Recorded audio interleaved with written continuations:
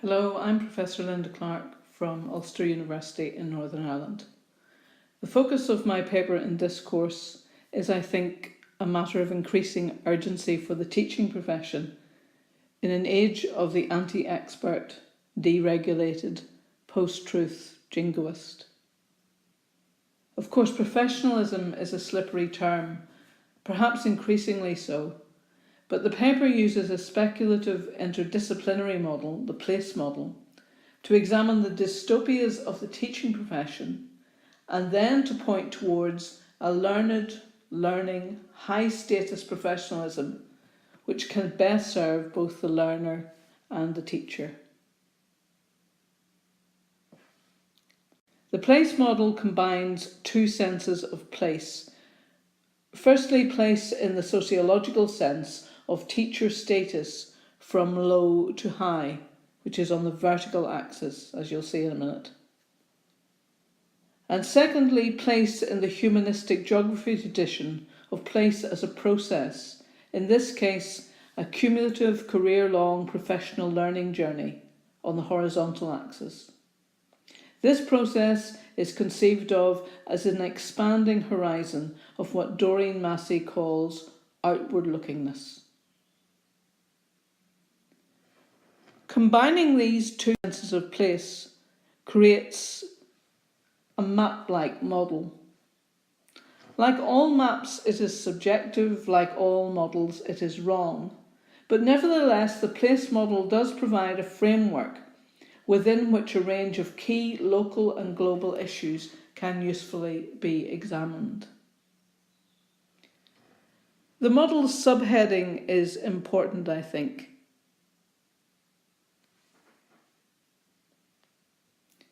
It links learners to teachers by asking this question on behalf of learners everywhere: who is teaching me today?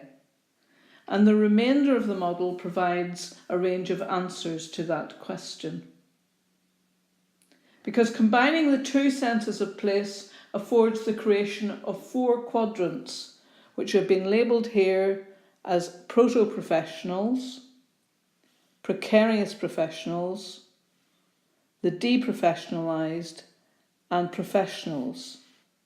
And a 5th equally important element lies outside the axis of the model, where the answer to the question, who is teaching me today, is no teacher. No teacher is teaching me today. So starting first in the proto-professional quadrant, this may be viewed as an early stage of professional learning for newly qualified teachers, who may well have a quite simplistic technicist view of their role. And worryingly, there's a growing tendency in the age of deregulation to systemically limit teachers to this role as technicists, craft workers, apprentices, or deliverologists, to use Richard Pring's phrase, delivering a rigidly defined fact-based school curriculum, and also limiting pupils to be kind of proto-learners almost. An even more dystopian view sees the technicist teacher as eventually being replaced by a robot.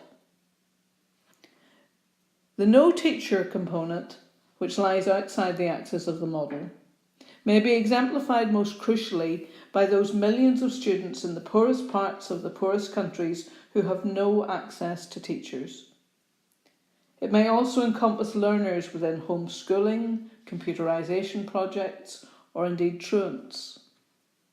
And whilst the occupants of this no teacher part of the model challenge the profession to consider if qualified teachers are a necessity, a luxury, or an irrelevance, we now move back within the axis of the model to the quadrant occupied by the most precarious professionals, of which there are 2 equally disquieting examples.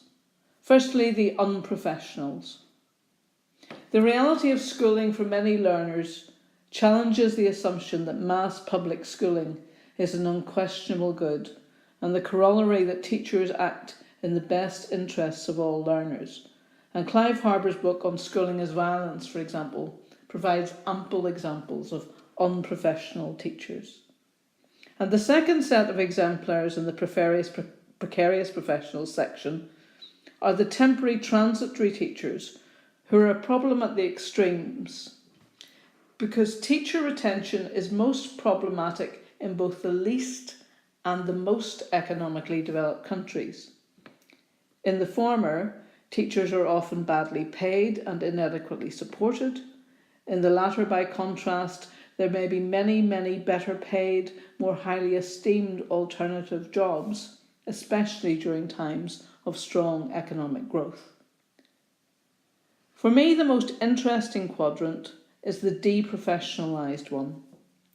It's the home of the more established teachers who've completed a significant part of their professional learning journey, but nonetheless may be deemed to have low status. It's the locus of at least three contrasting sets of examples. Firstly, the staff room cynics, whose words and attitudes can discourage young teachers and demotivate pupils. And worryingly, there may be more of these in the future, as teachers are forced to work more years before retirement. Secondly, the growing numbers of migrant and refugee teachers who find themselves deemed unqualified and unemployable in their destination country. And thirdly, I would place here those senior teachers and teacher educators who've been consigned to this place by the derision of politicians in order to create the rhetorical space for the deregulation agenda, as in the United States and in England. In the latter, for example, the Secretary of State for Education dubbed university teacher educators as the enemies of promise. By contrast then, moving to the final quadrant, master's level professionalisation agendas are being pursued in other countries, including Finland, Ireland, Scotland, Portugal and Singapore, seeking to develop teachers who are high status, learned and learning professionals. The place model can help define this quadrant as the home of the profession's standard bearers, pioneers, leaders and appraisers, those who have completed a complex career-long professional learning journey and have achieved high esteem for doing so.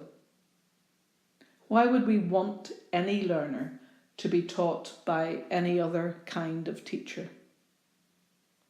In summary then, the place model provides an innovative, interdisciplinary set of lenses through which to view the tensions which exist between the many contrasting viewpoints about who should be a teacher and who teachers should be. Thank you very much. I hope you'll read the paper.